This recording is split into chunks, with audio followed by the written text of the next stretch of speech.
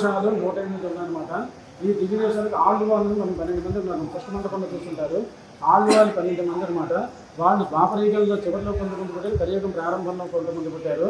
వీళ్ళు భగవంతుడి అంశంతో భూమి మీద పుట్టిన మహానుభావులు అనమాట. ఆళ్వారు అనే పదానికి అర్థం ఏంటంటే భగవంతుడి గురించి లోతుగా తెలుసుకున్న పరమభక్తులు అనమాట. మనకి అసలే క్షేత్రాలు భూమి మీద 106 ఉన్నాయి, ఆకాశంలో 2 ఉన్నాయి. క్షీరసాగరం, పరమపదం అనమాట. మనకి కంటి కనిపించవు, లాస్ట్లో మీరు దర్శనం చేసుకోవచ్చు. అయితే ఈ క్షేత్రాలకు వెళ్ళి వీళ్ళు తమిళంలో వెళ్ళి పాసులు పాడారనమాట. పాసులు అంటే పద్యము అంటారు. ఆ స్వామి గురించి కీర్తించారనమాట. కీర్తిస్తే వాటినే మనం దివ్య దేశము అంటాం అన్నమాట. ఆ దివ్య దేశాలన్నీ అక్కడక్కడ ఉన్నదని తీసుకొచ్చి ఒక దగ్గర ప్రతిష్ఠ చేయడం జరిగిందనమాట. ఇప్పుడు మనం వెళ్ళడానికి అక్కడికి చాలా టైం పడుతుంది అన్నమాట. చాలా 2 నెలలు పడుతుంది, ₹10 పైన అవుతుంది. ఆ దృష్టిలో పెట్టుకుని చిన్నచీరస్వామి వారు ఇవన్నీ మన కోసం ఒకేసారి అందరి పెరుమాళ్ళని దర్శనం చేసుకోవాలనే ఉద్దేశంతో వీటిని ప్రతిష్ఠ చేయడం జరిగిందనమాట. అయితే ఈ క్షేత్రాన్ని తర్వాత వీళ్ళు పరమపదానికి వెళ్ళిపోయిన తర్వాత కొన్ని వేల సంవత్సరాల తర్వాత రామానుజుల వారు అవతరించారు. రామానుజుల వారు ఎవరంటే ముందు లక్ష్మణస్వామి గాను, తర్వాత బలరామస్వామి గాను, ఆదిశేషువే లక్ష్మణస్వామి గాను, బలరామస్వామి గాను కలియుగంలో రామానుజుల వారిగా అవతరించారు. పురమత భేదాలు లేకుండా అందరూ ఆలయ ప్రవేశానికి అర్హులని చెప్పి తర్వాత అష్టాక్షరి మంత్రాన్ని సామాన్య ప్రజలు కూడా అందాలని చెప్పిన ఉద్దేశంతో ఆయన సమతా దృష్టితో అందరినీ చూశారు. కాబట్టి దీనికి సమతామూర్తి స్ఫూర్తి కేంద్రం అని పేరు పెట్టారన్నమాట. ఈ స్టాచ్యూ ఆఫ్ ఈక్వాలిటీ అంటారు. ఈ సైజులోనే 216 అడుగులు విగ్రహం అనమాట. పంచలోక విగ్రహం అంటే 105 సంవత్సరాలు రామానుజులు జీవించారు కాబట్టి ఆ దృష్టిలో పెట్టుకొని తర్వాత మనోన్మాహం అని చెప్పి అంటారు. ఇది కూడా ఆదిశేష వంశం అనమాట. ఈ విద్యరేజు కలిపి 216 అనమాట.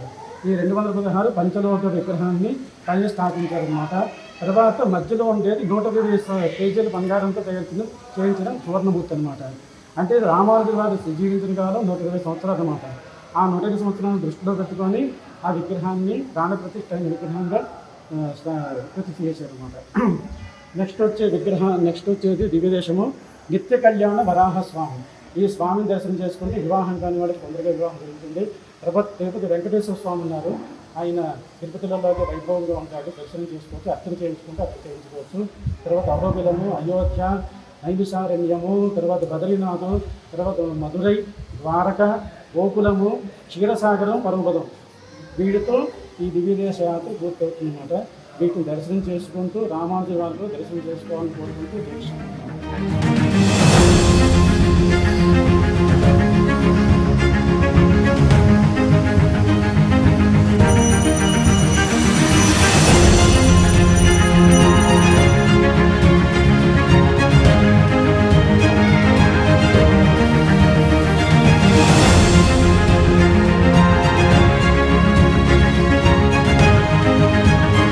పరమపద నివాసాయ శ్రీభూ నీలాది నిత్యసూరి పరిసేవితాయ శ్రీ పరవాసుదేవాయ నమః. బోలి పరవాసుదేవ భగవానే की జై శ్రీనారాయణ. ఓం శ్రీ పరవాసుదేవ స్వామినే నమః.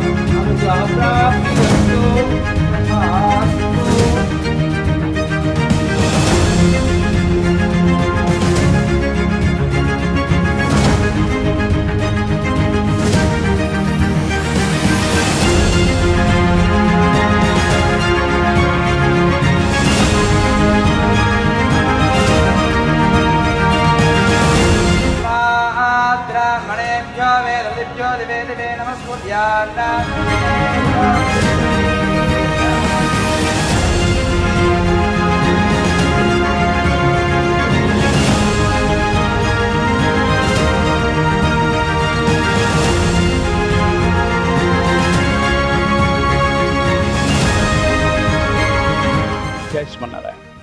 నా పేరు అమోఘ్ దేశపతి. రిఫ్లెక్షన్ అనే ఛానల్ యొక్క ఫౌండర్ని నేను.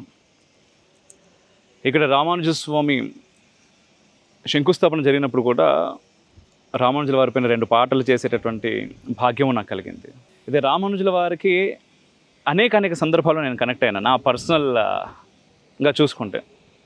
ముఖ్యంగా ఏంటంటే ఈరోజు ఉన్న కాలంలో అంటే రిఫ్లెక్షన్ ద్వారా మేము ధర్మము దేశం అనే కాన్సెప్ట్ త్రూ పనిచేస్తూ ఉంటాం.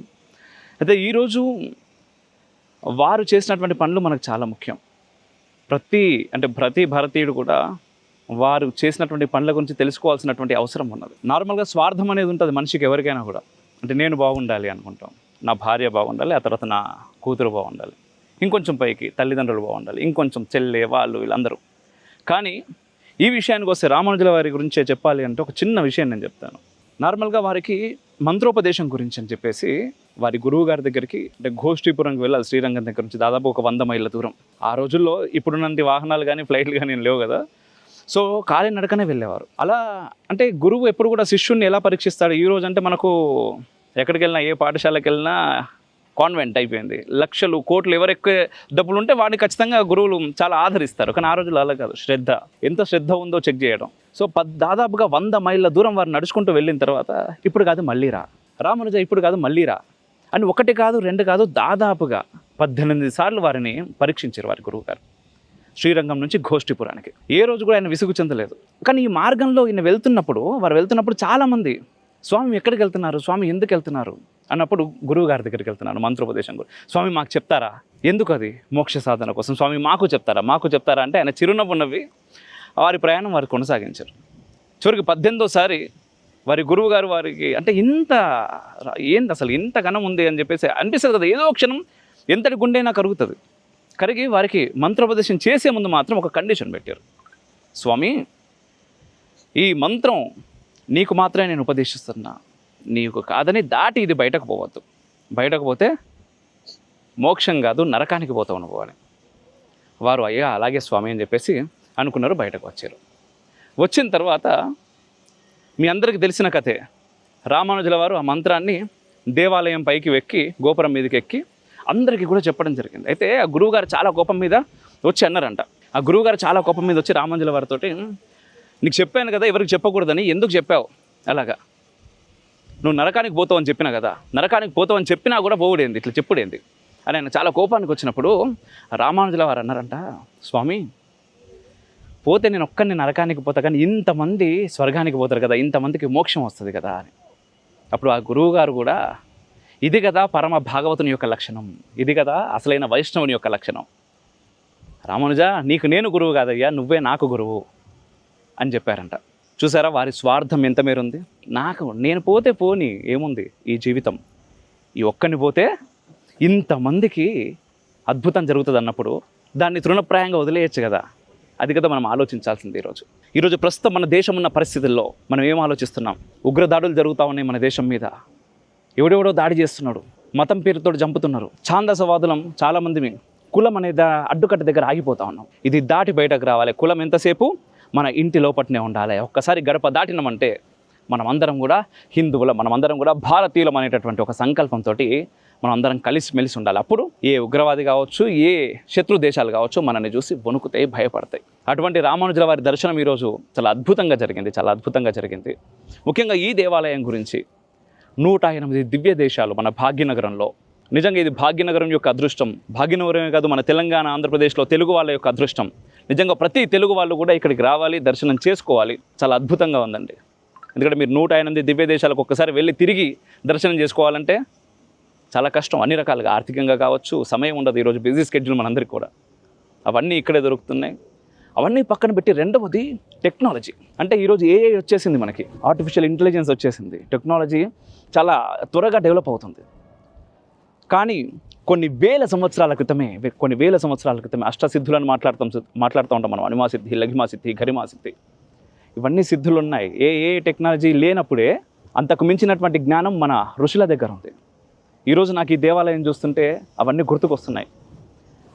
మన ఏన్షియంట్ వేదాస్ చెప్పినటువంటి జ్ఞానాన్ని ఇప్పుడున్నటువంటి సైన్స్కి రిలేట్ చేస్తూ, కనెక్ట్ చేస్తూ చాలా అద్భుతంగా ఒక్కో దేవాలయం గురించి ఎక్కడికి వెళ్తే అక్కడ స్వామివారి, చిన్నజీయర్ స్వామివారి వారు ఎక్స్ప్లెయిన్ చేస్తున్నట్టుగానే మనకు డైరెక్ట్గా చాలా అద్భుతంగా రూపొందించారు. రెండవది కింద మంటపంలో కూడా ప్రతి స్తంభానికి సంబంధించిన భూమి ఎలా ఆవిర్భవించింది. ఒక మంటపంలోని ఒక స్తంభం పైన 4 బొమ్మలు చెక్కుంటే త్రూ క్యూఆర్ స్కానర్ అనుకోవచ్చు మనం, స్కానర్ త్రూ మనకు ఎల్ఈడీలో ఓపెన్ చేస్తే అసలు ఆ విషయం మొత్తం కూడా మనకు గ్రాఫికల్లో, యానిమేషన్లో మనకు వస్తుంది. చాలా ఈజీగా అర్థమయ్యేటట్టుగా చాలా అద్భుతంగా చేశారు. ఖచ్చితంగా ప్రతి ఒక్కరూ ఇక్కడికి వచ్చి దర్శనం చేసుకోవాలి. అండ్ ఎక్స్పీరియన్స్ అనేది నేను ఇప్పుడు ఎంత చెప్పినా కూడా మీరు ఇక్కడికి వచ్చిన తర్వాత అరే ఇంత బాగుంది అంటే నేను చెప్పిన దానికంటే ఖచ్చితంగా ఎక్కువే ఉంటుంది తప్ప తక్కువ అయితే ఉండదు. సో అందరూ దయచేసి ఇక్కడికి రండి. ఆ రామానుజుల వారి యొక్క ఆశీర్వాదానికి పాత్రలు కండి. వారు ఏదైతే చెప్పారో నిజంగా సమతామూర్తి అన్నారు. ఈరోజు మనకు అవసరం, మన సమాజానికి ఖచ్చితంగా అవసరం. మనం అందరం కలిసి ఉండడం, సంఘటితం అవ్వడం, కుల మత భేదాలు, ప్రాంతీయ భేదాలు, భాషా భేదాలు ఏవి లేకుండా మనం అందరం ఒకటే. మనందరం కూడా భారతీయులం. అంతకు మించి భారతీయ ధర్మం, సనాతన ధర్మం ఏం చెప్పింది? లోక సమస్త సుఖినో భవంతు అన్నది. మనం ఇంత పరిధిలో ఎప్పుడు బ్రతకలేదు. ఈ పరిధిలో మనం బాగుండాలని ఎప్పుడు అనుకోలేదు. అందరూ మన వాళ్ళే, అందరూ బాగుండాలని కోరుకున్నటువంటి ఏకైక ధర్మం సనాతన ధర్మం. ఆ ధర్మం ఖచ్చితంగా మనం పాటించాలి. మనం చాలామంది మాట్లాడుతూ ఉంటారు ధర్మాన్ని మనం కాపాడాలి అని. ధర్మాన్ని కాపాడేంత పోటుగాళ్ళం మనం కాదనేది నా అభిప్రాయం. ఎందుకంటే ఈరోజు భారతదేశం గురించి పక్కన పెడితే అమెరికా కావచ్చు, చివరికి ఆఫ్ఘనిస్తాన్లో కూడా కొంతమంది హైందవ దేవాలయాలు, అంటే ఒకప్పుడు ఆఫ్ఘనిస్తాన్ మన అఖండ భారతంలో అయినప్పటికీ ఈ రోజులో పరిస్థితి చాలా వేరు. అక్కడ కూడా భారతీయ సనాతన ధర్మ మూలాలు ఉన్నాయి.